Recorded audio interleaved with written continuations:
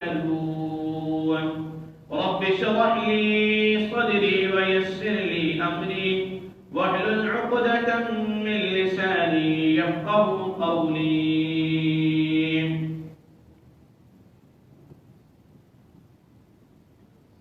ہر قسم کی حمد و ثنا، بزرگی، بڑائی، تنہائی، وحدت، کبریائی، ہر قسم کی جانی اور مالی عبادات، ہر قسم کی نظر و نیاز، رکوع و سجود اللہ احکم الحاکمین کی مقدس ذات کے لیے خاص ہوں، جو اللہ کل کائنات کا یکتا خالق، مالک، رازق اور مدبر الامور ہے. انگن درود و سلام و امام الانبیاء، خاتم النبیین، امام الحرمین، امام القبلتین، امام الانبیاء، امامنا فی الدنیا والآخرہ، امام اعظم احمد مجتبی محمد مصطفیٰ صلی اللہ علیہ وسلم کی ذات گرامی پر. معزز بھائیوں اور بہنوں، ہم جب قرآن کریم کا مطالعہ کرتے ہیں، احادیث کو پڑھتے ہیں، تو ہمیں یہ چیز سامنے آتی ہے، روز روشن کی طرح واضح ہو جاتی ہے کہ جمیع عبادات کا مغز اور سر اللہ کا ذکر ہے. آپ نماز شروع کرتے ہیں اللہ کے ذکر سے، اللہ اکبر کہتے ہیں. آپ رکوع میں جاتے ہیں، سبحان ربی العظیم، سبوح قدوس رب الملائکۃ والروح کے الفاظ پڑھتے ہیں. یہ کیا ہے؟ یہ اللہ کا ذکر ہے. آپ سجدے میں جاتے ہیں، سبحان ربی الاعلی سے لے کر سبحانک اللہم ربنا وبحمدک اللہم اغفر لی تک کے الفاظ اللہ کا ذکر ہے. انسان دو سجدوں کے درمیان بیٹھتا ہے، اللہ کا ذکر کرتا ہے. دو رکعات کے درمیان بیٹھتا ہے، التحیات للہ والصلوات والطیبات، اللہ کا ذکر کرتا ہے. سلام پھیر کر فوراً اللہ کا ذکر شروع کرتا ہے، اللہ اکبر، استغفر اللہ، استغفر اللہ، اللہم انت السلام ومنک السلام. یہ کیا ہے؟ یہ اللہ کا ذکر. 33 بار سبحان اللہ، الحمدللہ، اللہ اکبر، آیت الکرسی، یہ سب کیا ہے؟ یہ سارا کا سارا اللہ کا ذکر. حج پر جائیں، حج پر جاتے ہوئے کیا پڑھتے ہیں؟ لبیک اللہم لبیک، اللہم لبیک حجا او اللہم لبیک عمرۃ. ان الفاظ میں کیا ہوتا ہے؟ اللہ کا ذکر. کوئی ایک عبادت بتا دیں جو عبادت اللہ کے ذکر کے بغیر ہو. اللہ کے ذکر کے بغیر کوئی عبادت نہیں. اس کے فضائل، ثمرات، اہمیت آپ سنتے رہتے ہیں، کئی بار بیان کر چکے ہیں، لیکن آج میں ایک اہم موضوع پر گفتگو کرنا چاہتا ہوں. آپ بھائیوں اور بہنوں کی توجہ مرکوز ہونا لازمی ہے. ہمارے اکثر بھائی سوال کرتے ہیں آ کر کے کہ ہم ذکر تو کرتے رہتے ہیں، صبح شام کے اذکار بھی کرتے ہیں، نمازوں کے بعد ذکر بھی کرتے ہیں، لیکن اس کے باوجود فرق نہیں پڑتا، اس کے باوجود یقین کی کیفیت پیدا نہیں ہوتی. وہی اذکار جن اذکار میں شفا کا بتایا گیا ہم پڑھتے ہیں، لیکن شفا نہیں ملتی. وہی اذکار کوئی اور پڑھ رہا ہے، فرق نظر آ رہا ہے. ہم پڑھ رہے ہیں، کوئی فرق نظر نہیں آ رہا. اور ہم اپنے معاشرے میں دیکھ رہے ہیں کہ اللہ کا ذکر بھی کر رہا ہے بندہ اور شرک بھی کر رہا ہے. اللہ کا ذکر بھی کر رہا ہے اور کام وہ کر رہا ہے جو ذکر کے منافی. اس کا مقصد یہ ہے کہ ہمارے ذکر میں کوئی کمی ہے، ہمارے ذکر میں کوئی نہ کوئی کمی ہے، اس وجہ سے ہمارا ذکر بے اثر جا رہا ہے.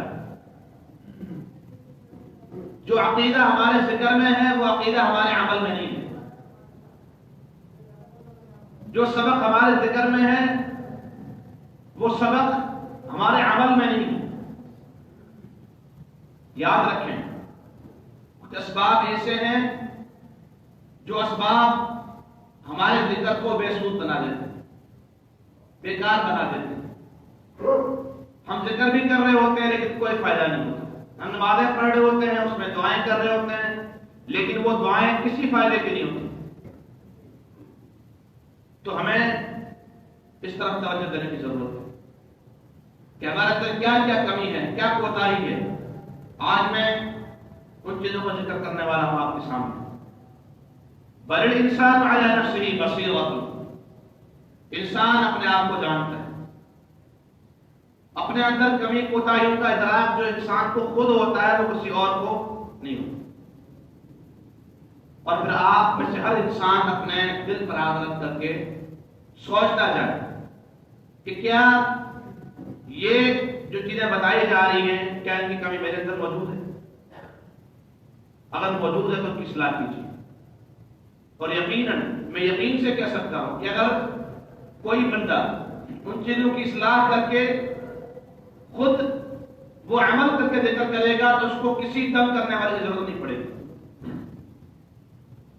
کسی اور کو دعا کرنے کی ضرورت نہیں پڑے گی.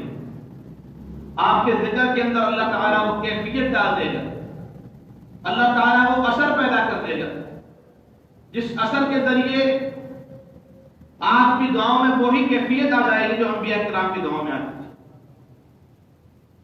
ہم سوچتے ہیں وہی کلمات ہیں جو انبیاء کرام نے ادا کیے تھے.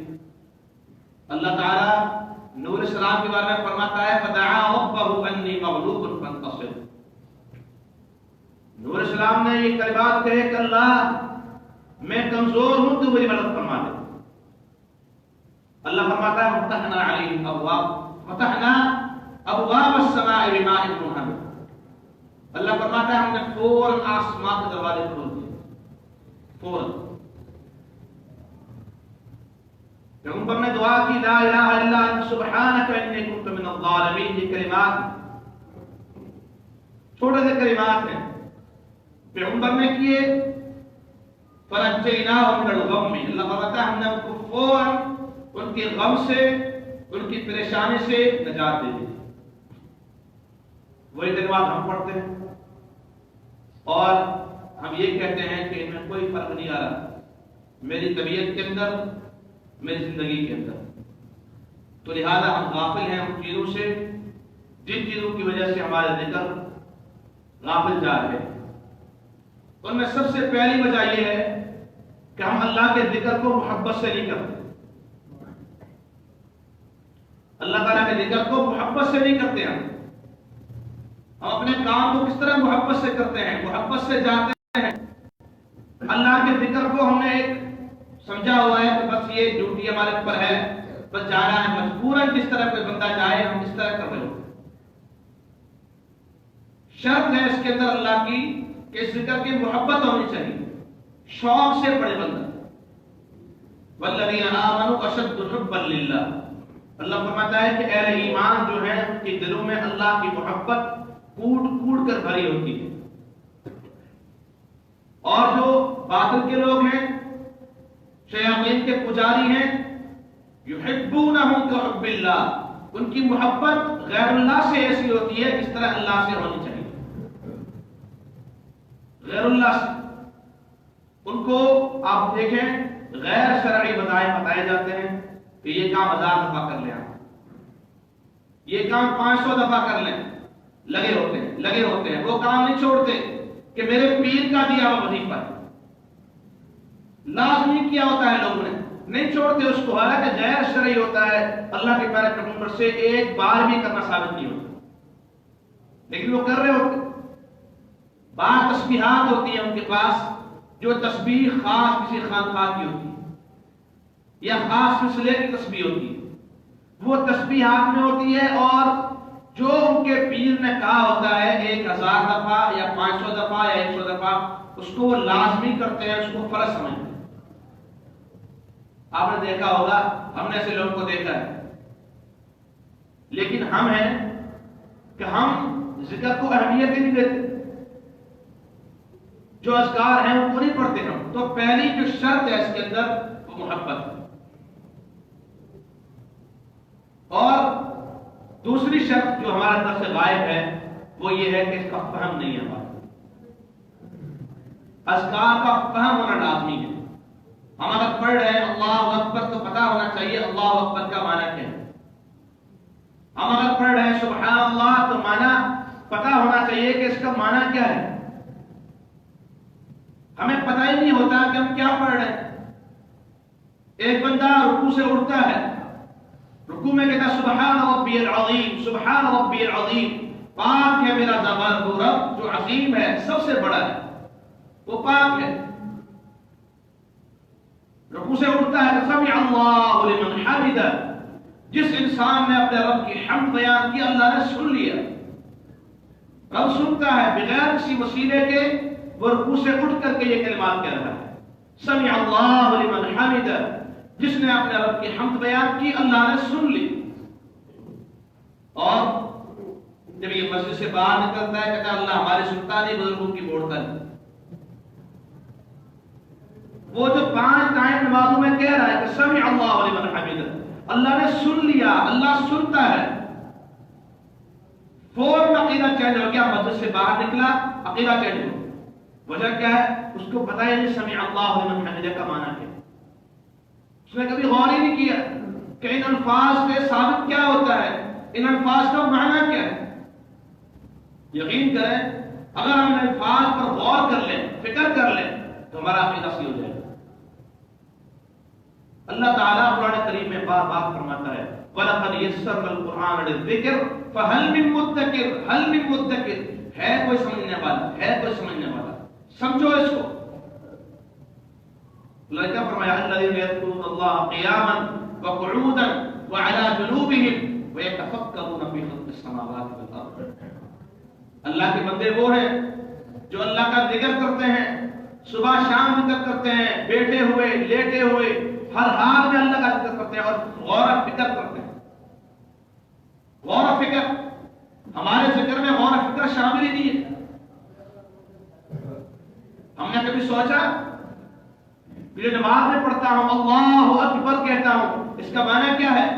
ای اکبر من کل شیء, اللہ ہر چیز سے بڑا ہے, ہر چیز سے بڑا ہے. جب اللہ ہر چیز سے بڑا ہے تو کسی اور کے در پر جانے کی ضرورت کیسے پڑتی؟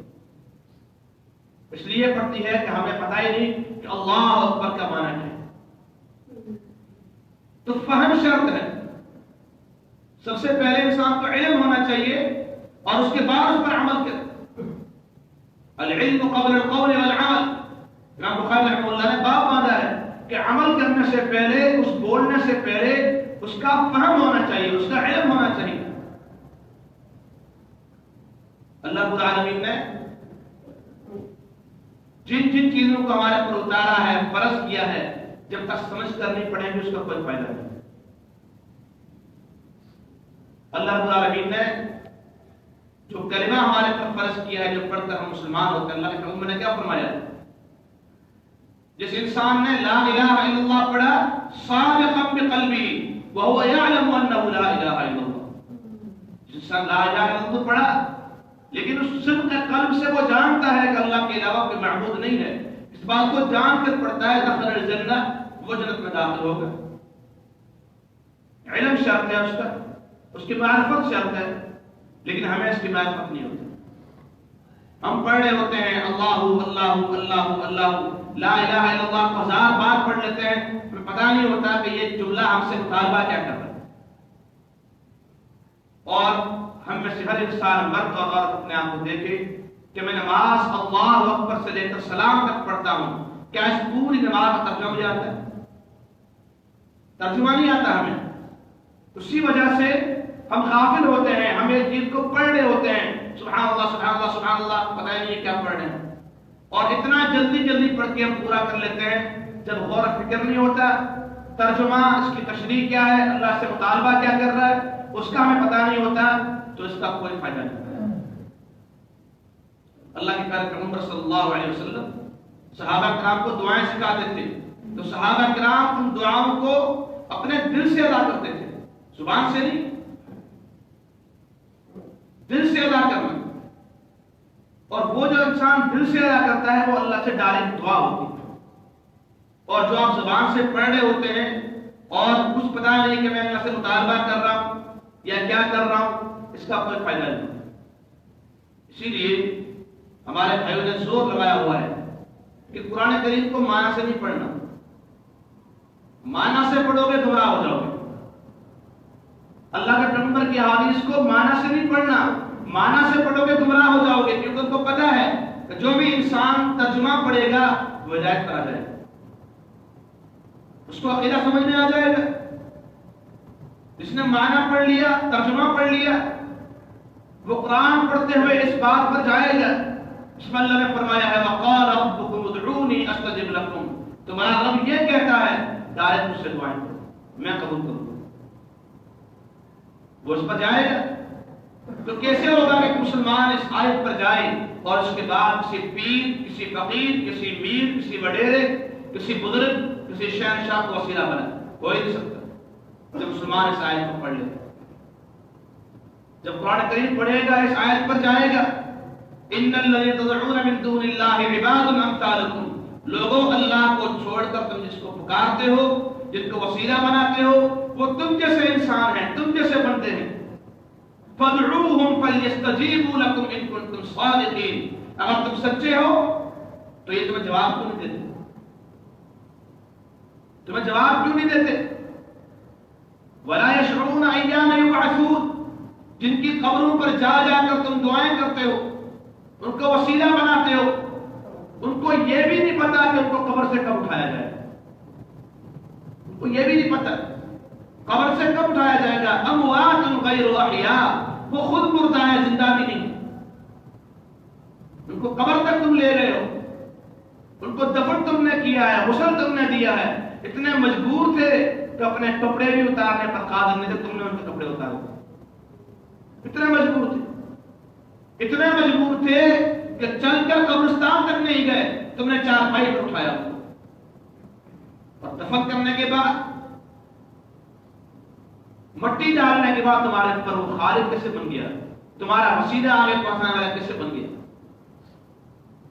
اور وہاں پر تم اس آیت پر پہنچو گے عالم الغیب والشہادہ. اللہ کی ذات ہے جو اللہ غیب کو جانتا ہے. اس آیت پر انسان جائے گا قل لا اقول لكم عندي خزائن الله ولا اعلم الغیب. اے میرے پیغمبر محمد رسول اللہ صلی اللہ علیہ وسلم، آپ اپنے امت کو بتائیے کہ میں محمد بھی یہ نہیں کہتا کہ میرے پاس کوئی خزانے ہیں، اور میں محمد بھی یہ نہیں کہتا کہ میرے پاس علم غیب ہے. میں یہ نہیں کہتا. وعنده مفاتح الغیب لا يعلمها الا هو. وہ مسلمان یہ آیت نہیں پڑھے گا کہ اس اللہ کے پاس غیب کی چابیاں ہیں. لا يعلمها الا هو. اس غیب کو اللہ کے علاوہ کوئی نہیں جانتا. ويعلم ما في البر والبحر. وہ اللہ ہی جانتا ہے جو خشکوں میں ہے اور سمندروں میں. وما تسقط من ورقة الا يعلمها. اگر کوئی پتا بھی گرتا ہے درخت سے، اس کو اللہ ہی جانتا ہے.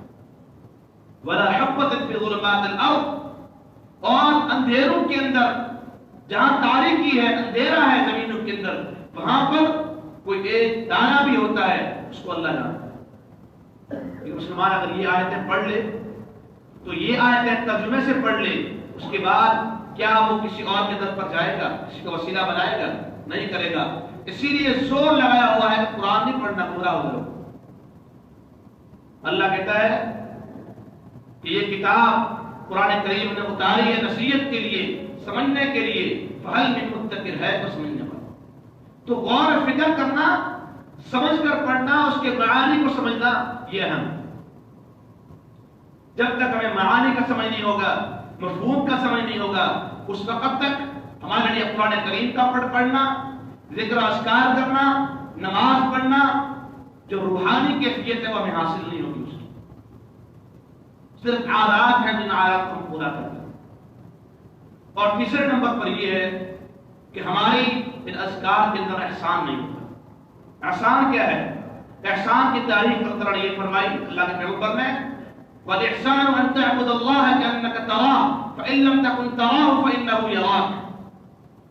احسان یہ ہے کہ آپ کوئی بھی کام عبادت کریں، ذکر کریں، قرآن کریم پڑھیں، اس حال میں پڑھیں کہ اللہ کو آپ دیکھ رہے ہیں، آپ کے سامنے اللہ ہے۔ اور اگر یہ تصور نہیں آ سکتا فَإِن لَمْ تَكُنْ تَرَاهُ، یہ سوچ نہیں سکتے تو کم از کم یہ سوچ لو فَإِنَّهُ يَرَاكَ، اللہ تمہیں دیکھ رہا ہے، اللہ دیکھ رہا ہے۔ ہم کسی نے سبحان اللہ سبحان اللہ اللہ اللہ اللہ ایسے کر رہے ہوتے ہیں، پتہ ہی نہیں ہے۔ اگر ہمارے تصور میں یہ بات آ جائے کہ اللہ دیکھ رہا ہے ہم جو اللہ کا ذکر کر رہے ہیں اللہ اس سے غافل نہیں ہے، وَمَا اللَّهُ بِغَافِلٍ عَمَّا تَعْمَلُونَ، اللہ غافل نہیں ہے ہم جو پڑھ رہے ہیں اس سے۔ تو یقین کریں ہمارے ذکر میں ٹھہرا ہوتا ہے، احسان نہیں ہے، اسی احسان کا بدلہ ہوتا ہے کہ ہم پتہ ہی نہیں ہے کیا کیا پڑھ رہے ہوتے ہیں۔ اللہ کے پیارے پیغمبر ہر آیت پر، ہر جملے پر کس طرح غور کرتے تھے۔ اللہ کے پیارے پیغمبر ایک رات کو سورہ مائدہ پڑھ رہے ہیں، تہجد پڑھ رہے ہیں، آپ صرف ایک آیت پر پوری رات رکے رہے، ایک آیت پر۔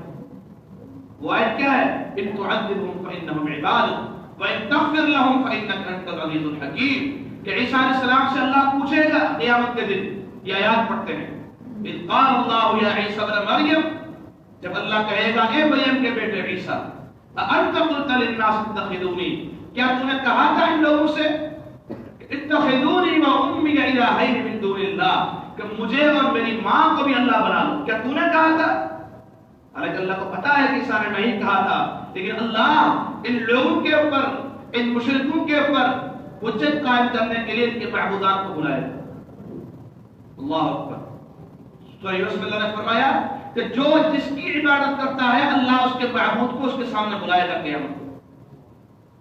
جس کی عبادت کرتا ہے، جس کی قبر پر جاتا ہے، اللہ اس کو بلائے گا، کیا تو نے کہا تھا ان کو کہ میری عبادت کرنا؟ وہ کہیں گے اللہ سبحان ہے، تو پاک ہے، ہم کیسے کہہ سکتے ہیں ان کو؟ کیا ہم نے زندگی میں کبھی کہا ان کو؟ جن بزرگوں کو آپ مانتے ہو نا، شیخ عبد القادر جیلانی رحمہ اللہ، خواجہ اور جو بھی آپ کے نام ہیں، بڑے بڑے پیر ہیں، آپ زندگی پڑھیں، کتابیں پڑھیں، کبھی انہوں نے زندگی میں ایک بار بھی کہا ہو کہ ہمارا مسئلہ لینا، کبھی ایک بار بھی کہا دکھا دو۔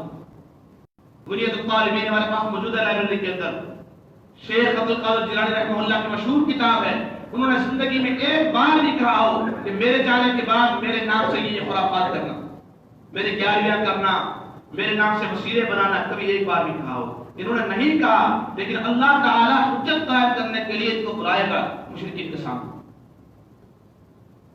فرمایا اللہ پوچھے گا کیا تم نے کہا تھا کہ مجھے اور میری ماں کو اللہ بنا لو؟ ایسا کیا کہیں گے؟ قال سبحانک، اللہ پاک ہے، ما یکون لی ان اقول ما لیس لی بحق، اللہ جو کام میرے لائق ہی نہیں ہے وہ کیسے کہوں گا؟ معبود ہونا میرے لائق ہی نہیں ہے، میں کیسے کہہ سکتا ہوں ان کو؟ ما قلت لهم الا ما امرتنی به، اللہ میں ان کو وہی کہا تھا جس کا تو نے حکم دیا تھا۔ وہ کیا تھا؟ ان اعبدوا اللہ ربی وربکم، کہ لوگوں اس اللہ کی عبادت کرو جو اللہ مجھے بھی پالنے والا ہے اور تمہارا بھی پالنے والا ہے، میرا بھی رب ہے تمہارا بھی رب ہے۔ وَكُنْتُ شَهِيدٌ وَكُنْتُ عَلَيْهِمْ شَهِيدًا مَا دُمْتُ فِيهِمْ، اللہ جب تک میں ان کے درمیان موجود تھا ان کے اوپر گواہ تھا، ان کو دیکھتا تھا وہ کیا کر رہے ہیں۔ فَلَمَّا تَوَفَّيْتَنِي، جب سے تم نے مجھے اٹھا لیا، كُنْتَ أَنْتَ الرَّقِيبَ عَلَيْهِمْ، اللہ پھر ان پر تو ہی نگہبان تھا، مجھے نہیں پتا وہ کیا کرتے تھے میرے جانے کے بعد۔ حالانکہ عیسیٰ علیہ السلام زندہ ہے، صرف آسمان پر ہے، دنیا پر نہیں ہے، اللہ نے اٹھا لیا ہے، وہ زندہ ہے، اس کے باوجود کو نہیں پتا کہ عیسائی کیا کر رہے ہیں، زندہ ہے، قبر میں بھی نہیں ہے، پھر بھی نہیں پتا کہ عیسائی کیا کر رہے ہیں۔ تو آج کا ہمارا کوئی عالم، پہلی بات تو یہ کہ کتنا بھی عالم ہو، صحابی ہو، عیسیٰ علیہ السلام کا مقابلہ نہیں کر سکتا۔ عیسیٰ علیہ السلام وہ ہے، روح اللہ ہے، جس کو اللہ نے بنایا تھا، اللہ نے کلمہ کن سے بنایا، اور سب سے بڑی بات یہ کہ پیغمبر ہے۔ ہمارا ایمان ہے کہ ہزاروں صحابہ کرام مل کر بھی ایک پیغمبر کے برابر نہیں ہو سکتے، ہزاروں اولیاء مل کر بھی ایک پیغمبر کا مقابلہ نہیں کر سکتے، عیسیٰ علیہ السلام کے برابر ہے بھی نہیں کوئی۔ اگر ہوتا تو عیسیٰ علیہ السلام کیا کہہ رہے ہیں کہ اللہ جب تک میں ان کے درمیان تھا اس وقت مجھے پتا تھا، میرے جانے کے بعد مجھے نہیں پتا وہ کیا کرتا۔ ہمارے بزرگ بھی یہی کہیں گے، ہمارے پیر بھی یہی کہیں گے، اولیاء بھی یہ کہیں گے کہ اللہ جب ہم کے چلے آئے قبر میں گئے تو ہمیں نہیں پتا۔ وَمِن وَرَائِهِمْ بَرْزَخٌ إِلَىٰ يَوْمِ يُبْعَثُونَ، اللہ فرماتا ہے انسان جو قبر میں چلا گیا اس کے اور دنیا والوں کے درمیان ایک حائل ہے، ایک دیوار ہے قیامت تک کے لیے۔ دنیا میں کیا ہو رہا ہے اس کو نہیں پتا، کسی کی مزار پر قبر پر کیا ہو رہا ہے وہ اس سے غافل ہے اور نادان دعائیں کر رہے ہیں، اس کو پتا ہی نہیں ہے اور وہ دعائیں کر رہے ہیں۔ کبھی زندگی میں جاؤ اس کی قبر پر، اس کے پاس اور 10 لوگ بیٹھ کر بات کر کے دکھا دو، وہ ایک کو جواب دے گا؟ سب کو نہیں دے سکتا، سمجھ بھی نہیں سکتا، لیکن مرنے کے بعد بڑی ایک کام بن جائے۔ ماضی قریب میں کئی سے لوگ گزرے ویل چیئر پر چلنے والے، خود اٹھ نہیں سکتے تھے، ویل چیئر پر چلتے تھے، لیکن مرنے کے بعد ان کی قبروں پر جا رہے ہیں لوگ اور شفا حاصل کر رہے ہیں جو خود دنیا میں شفا یاب نہیں تھے۔ تو سمجھنے کا فرق ہے، ہم سمجھیں کہ اللہ تعالیٰ ہم سے کیا متعلق ہے، اللہ تعالیٰ جو ذکر ہمارے پر اللہ نے فرض کیے ہیں ان میں ہے کیا، پیغام کیا ہے۔ جب تک پیغام نہیں سمجھیں گے اس وقت تک کوئی فائدہ نہیں ہوگا۔ تو لہذا تیسری بات یہ ہے کہ ہمارے اندر احسان نہیں ہے۔ احسان کا معنی یہ ہے کہ ہمارے اندر غور و فکر نہیں ہے، ٹھہراؤ نہیں ہے۔ اللہ کے بارے میں کیا میں بیان کر رہا تھا کہ آپ یہ ایک آیت ان تعذبهم فانهم عبادک آپ پوری رات پڑھتے رہے، روتے رہے کہ اللہ اگر تم کو عذاب دے دے تو تیرے بندے ہیں، اور اگر معاف کر دے تو تو جاننے والا ہے، اللہ میں کچھ نہیں کروں گا۔ اس کا سلام کہیں گے کیا اس کے ایک آیت پر اللہ کے پیغمبر پوری رات روتے رہے، سب سمجھتے تھے کیا اس کا معنی ہے۔ تو لہذا سمجھنا اہم ہے۔ اما سے فرماتی ہیں اللہ کے پیارے پیغمبر سورہ فاتحہ ٹھہر ٹھہر کر پڑھتے، فیقول الحمدللہ رب العالمین، ثم یقول الحمدللہ تعالی پڑھتے، پھر آپ ٹھہر جاتے، پھر الرحمن الرحیم پڑھتے، پھر ٹھہر جاتے، مالک یوم الدین پڑھتے ٹھہر جاتے، ایاک نعبد و ایاک نستعین پڑھتے ٹھہر جاتے، کیونکہ آپ غور و فکر کر کے قرآن کریم کو پڑھا کرتے۔ تو لہذا غور و فکر کرنا بہت لازمی ہے۔ ہمارے ہاں قرآن کریم پر کوئی غور و فکر نہیں ہوتا، اور پھر ابھی رمضان مبارک کا ہے، 10 روزہ تراویح ہو رہی ہے حالوں کے اندر، 10 روزہ تراویح، اور تاجر لوگ خصوصی ٹائم نکال کر شریک ہوتے ہیں، 10 روزہ تراویح پڑھتے ہیں، پتہ ہی نہیں ہوتا، آخر میں یہ علم ہوتا ہے بس۔ اس سے پہلے پوری آیت کیا پڑھی جائے کچھ نہیں پتہ۔ تو ایک تو یہ ہے کہ یہ اللہ کی آیات کا اذکار کا مذاق ہو رہا ہوتا ہے، اتنا آواز آپ اس سے بات کرو، جاتے سے بڑے کے پاس سکون سے بات کرتے ہیں تاکہ بات سمجھ جائے وہ بندہ، لیکن جب اللہ کی بات آتی ہے اللہ کا ذکر کرتے ہیں اتنا تیز سے پڑھتے ہیں کہ خود نہیں سمجھتے کیا پڑھ رہے ہیں۔ تو لہذا ٹھہراؤ ہونا چاہیے، احسان ہونا چاہیے۔ اور چوتھی کمی ہمارے اندر یہ ہے کہ ہم کثرت سے نہیں پڑھتے، ہم پڑھتے ہیں کچھ نہیں پتا، کبھی پڑھ رہے ہیں کبھی نہیں پڑھ رہے۔ اللہ فرماتا ہے والذاکرین اللہ کثیرا والذاکرات، میرے ذاکر بندے وہ ہیں، ذکر کرنے والے وہ ہیں جو کثرت سے ذکر کرتے ہیں۔ میں اختصار سے جا رہا ہوں، کثرت سے۔ حافظ بن صلاح رحمہ اللہ جنہوں نے مقدمہ میں صلاح لکھا ہے، بہت بڑے عالم ہیں، اصول حدیث پر کی کتابیں ہیں۔ کوئی پوچھتا ہے کہ آپ یہ بتائیں کہ جو اللہ نے آیت میں کہا ہے کہ والذاکرین اللہ کثیرا والذاکرات، کثرت سے اللہ کا ذکر کرنے والے، اس سے مراد کون ہے؟ بندہ کیسے بن سکتا ہے اس آیت کا مصداق؟ ہم صاحب فرماتے ہیں کہ اس کا مصداق جب بن سکتا ہے جب وہ دعائیں جو اللہ کے پیارے پیغمبر نے بتائی ہیں، سکھائی ہیں صبح شام کی، روزانہ اس کا اہتمام کرے۔ سوتے وقت کی دعائیں، سو کر اٹھنے کی دعائیں، صبح شام کے اذکار، بیت الخلاء میں جانے کی دعائیں، بیت الخلاء سے نکلنے کی دعائیں، مسجد میں داخل ہونے کی دعائیں، مسجد سے نکلنے کی دعائیں، گھر میں داخل ہونے کی دعائیں، گھر سے نکلنے کی دعائیں، سفر شروع کرنے کی دعائیں، سفر ختم کرنے کی دعائیں، جو بھی دعائیں ہیں کہا جو اللہ کے پیغمبر سے ثابت ہیں، یہ جب تک انسان پڑھے گا اس کا ذکر والذاکرین اللہ کثیرا میں ہوتا ہے۔ ہمیں پتہ ہی نہیں ہوتا کہ یہ دعائیں کون کون سی دعائیں ہیں، کچھ نہیں پتہ ہوتا ہمیں صرف کھانے کی دعا یاد ہوتی ہے کہ بسم اللہ پڑھی جاتی ہے، بس بسم اللہ پڑھتے ہیں یا اعوذ باللہ، یہ کچھ دعائیں یاد ہے، اس کے علاوہ ہمیں کوئی دعا یاد نہیں ہوتی۔ بچے بچے گانا سن لو، کسی کا بھی، کسی کا نام لے لو، اس کے دو تین گانے یاد ہوں گے بچے کو، لیکن دعائیں یاد نہیں ہوگی۔ یقین کریں اگر ہمارے بچوں کو دعائیں یاد نہیں ہیں اس میں قصور ہمارا ہے کہ ہمیں بھی یاد نہیں، خود باپ کو یاد نہیں ہوتی. تو لہذا دعاؤں کی کثرت ہونی چاہیے، اہتمام ہونا چاہیے. اور پانچویں بات یہ ہے کہ ان دعاؤں میں دوام نہیں ہوتا، جذبہ چڑھتا ہے، ہمیں جوش چڑھتا ہے، ہم خطبہ سنتے ہیں، درس سنتے ہیں، کسی کا ویڈیو کلپ سنتے ہیں، تو آج سے شروع کرتا ہوں. اس دن نماز پر بیٹھ جائیں گے، پورا اذکار کر لیں گے، جمعے کے بعد عصر کے بعد یہ ہمارا عمل ختم ہو جائے گا. کیونکہ ہمیں پتہ ہی نہیں ہوتا کہ اگر کوئی بیان بھی ہوا ہے تو اگر عصر کے بعد اس سے پوچھے کہ بھئی آج جمعے میں کس موضوع میں بیان ہوا تھا، کسی کو پتہ نہیں ہوتا، کیونکہ ہم ان باتوں پر توجہ نہیں کرتے.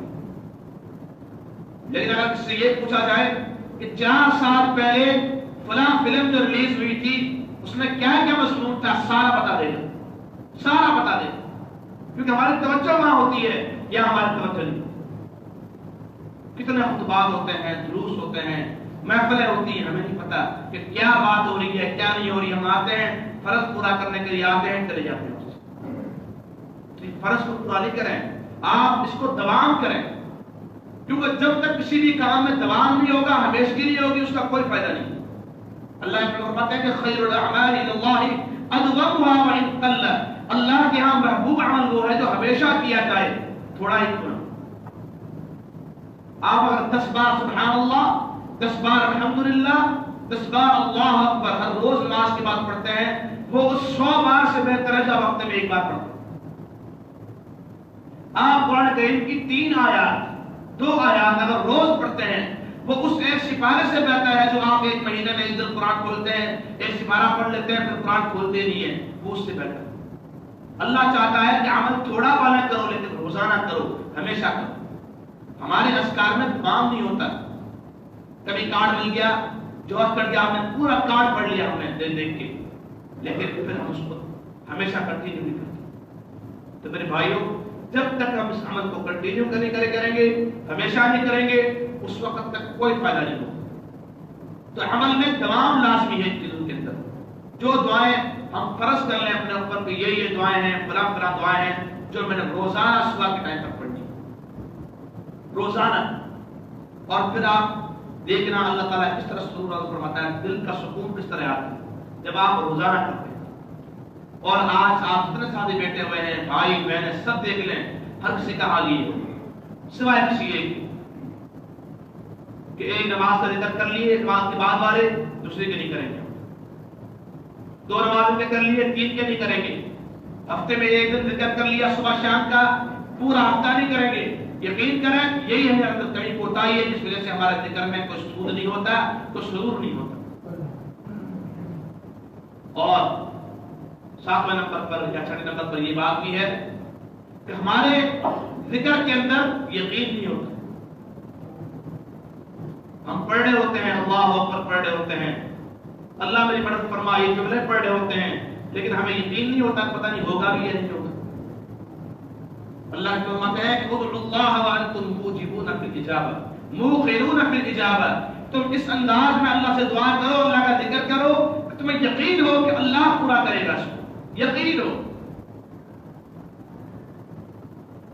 اے ٹی ایم میں داخل کرتے ہیں نا، اے ٹی ایم کارڈ داخل کرتے ہیں، یقین ہے کہ پیسے آئیں گے، لیکن ہمیں دعا میں اتنا بھی یقین نہیں ہوتا. ہم بس پڑھ رہے ہوتے ہیں، صبح شام پتہ ہے پڑھ رہے ہوتے ہیں. یاد رکھیں ہو سکتا ہے کہ ظاہر ثمرات نہیں آ رہے لیکن آپ کی دعا رد نہیں ہو رہی، قبول ہو رہی ہے. اللہ تعالیٰ شاید اس کے ذریعے آپ سے کئی وبائیں ٹال رہا ہے، مصیبتیں ٹال رہا ہے. ہو سکتا ہے اللہ تعالیٰ وہ چیز آپ کو اس وقت نہیں دینا چاہ رہا لیکن دعا آپ کی قبول کر رہے ہیں. اللہ کے فرماتے ہیں کوئی بھی دعا 3 چیزوں سے خالی نہیں ہوتی. یا تو اللہ اس کو وہیں پر قبول کر رہا ہوتا ہے، اور یہاں پر اللہ تعالیٰ اس کے ذریعے کی مصیبت ٹال رہا ہوتا ہے، یا پھر وہ دعائیں اللہ ذخیرہ کرتا ہے، قیامت کو اس کا اجر ملے گا. لیکن ہم جب پڑھ رہے ہوتے ہیں اللہ قبول تو ویسے بھی نہیں کرتا، چلو پڑھ ہی لیتے ہیں. جب یہ نیت ہوگی تو کہاں سے قبول ہوگی؟ تو لہذا یقین شرط ہے. اللہ جانتا ہے ہمارے دلوں کی کیفیت کیا ہے. ہم جب پڑھ رہے ہوتے ہیں نا، اللہ کو پتا ہے کہ دل میں کیا سوچ رہا ہے میرے بارے میں. انا عند ظن عبدی بی، اللہ کو پتا ہے میں میرے بندے کے گمان کے مطابق، جو بندہ میرے بارے میں گمان کرے گا مجھے ایسا ہی پائے گا، جو گمان کرے گا ویسا ہی پائے گا. تو لہذا اللہ کے بارے میں یقین ہونا چاہیے. لوگوں کے مداروں کے بارے میں یقین ہوتے ہیں. شادی پہ جا رہا ہوں اب یقین ہے کہ بیٹا ملے, وہاں جا رہا ہوں یقین ہے افراد مل جائے گی. ان باطل معبودوں کے بارے میں یقین ہے, ہمارا حقیقی اللہ کے بارے میں وہ یقین نہیں. اور آخر بات یہ ہے کہ ہماری بے صبری ہوتی ہے, بے صبری ہوتی ہے ہمارے اندر. بس پڑھ لیا تنگ آ جاتا, ایک دن پڑھا 2 دن پڑھا پھر کہتے ہیں یار فوائد نہیں آ رہے چھوڑ دو اس کو. بے صبری نہیں ہوتی چاہیے. بالصبر والیقین تنال فی الدین. اللہ فرماتا ہے صبر کرو, یقین سے کام کرتے رہو. اللہ تعالیٰ جانتا ہے ایک وقت آئے گا اللہ تمہیں اس کا اجر ضرور. تو یہ بات چیزیں ہیں, ہم سے ہر انسان کوشش کرے کہ اپنے ذکر و اذکار کے ساتھ ساتھ ان چیزوں کو اپنے اندر شامل کر کے دیکھے اور پھر بتائے کہ میرے ان اذکار کے اندر کتنا فرق آیا ہے پہلے سے, اور یقین فرق ہے. اللہ تعالیٰ مجھے اور آپ کا عمل توفیق فرمائے. اقول قولی ھذا واستغفر اللہ.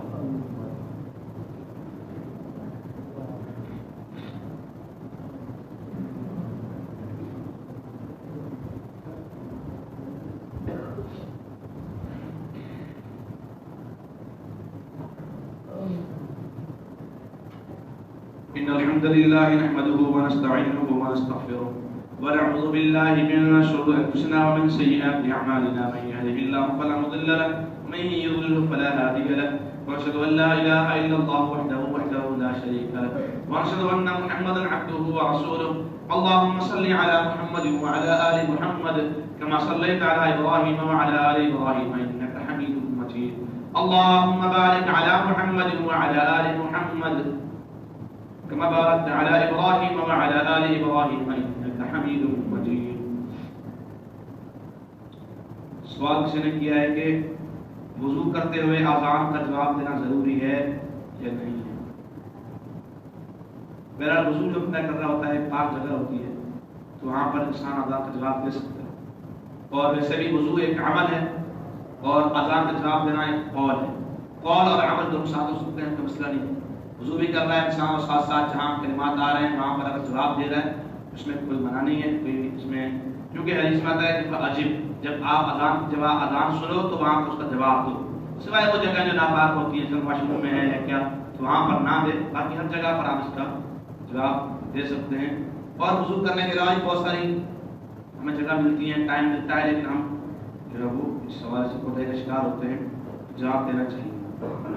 رئیس بھائی کے علیہ بیمار ہیں, ان کے لیے شفا کی دعا کرا دیں. جمیرہ, فیروزہ, فاطمہ, رقیہ, رضوانہ, روبی, روبینہ کے لیے دعا کرا دیں. اللہ تمام ہماری بہنوں کو شفا کاملہ عاجلہ عطا فرما دے, ان کے ہاتھ پر رحم فرما دے. حبیب بھائی کے بھائی کے لیے دعا کرا دیں, اللہ ان کو مغفرت فرما دے, یا اللہ مغفرت فرما دے. اور جو ہمارے مرحوم ساتھی فوت ہو گئے ہیں اللہ ان تمام کی مغفرت فرما دے, جنت میں اعلیٰ مقام عطا فرما دے. شاہدہ باجی کی طبیعت بہت نازک ہے, اللہ سے دعا کریں کہ اللہ کو صحت عطا فرمائے. اللہم اشفیہ شفاء عاجلہ. انس کی والدہ کو جوائنٹس ہوا ہے, اس کے لیے دعا کریں کہ اللہ کو شفا عطا فرمائے. اللہم اشفیہ شفاء عاجلہ. وسیم بھائی جو کہ پریشان ہے, اس کے لیے دعا کرا دیں. اللہ تعالیٰ ان کی تشنہ دور فرما دے. اور جو مسلمان بھائی پریشان ہیں, بے حال ہیں, اللہ سب کے ہاتھ میں. ہدایت اللہ کے لیے دعا کرا دیں. گھریلو پریشانیاں ہیں, اللہ تعالیٰ ہدایت اللہ اور دیگر جو ہمارے ساتھی گھریلو حوالے سے پریشانی کا شکار ہیں, مقروض ہیں یا پریشان ہیں اپنے کاروبار کے حوالے سے, رشتوں کے حوالے سے, کسی بھی حوالے سے پریشان ہیں, اللہ تمام بھائیوں کی رحمت فرما دے. اللہ بیمار کو شفا کاملہ عاجلہ عطا فرما دے. جو ہمارے ساتھی پریشان ہیں, دیار غیر کے اندر ہیں, باہر مالک کے اندر ہیں, اللہ سب کے ہاتھ پر رحم فرما دے. اللہ بیمار کو شفا کاملہ عاجلہ عطا فرما دے, مرحومیت میں مغفرت فرما دے. ہمارے پتی کی طبیعت خراب ہے, ایک عرصہ دراز سے اسپتال میں داخل ہے, ان کے لیے دعا کریں کہ اللہ کو شفا کاملہ عاجلہ عطا فرما دے. اللہ تمام بیماروں کو جلد شفا عطا فرما دے.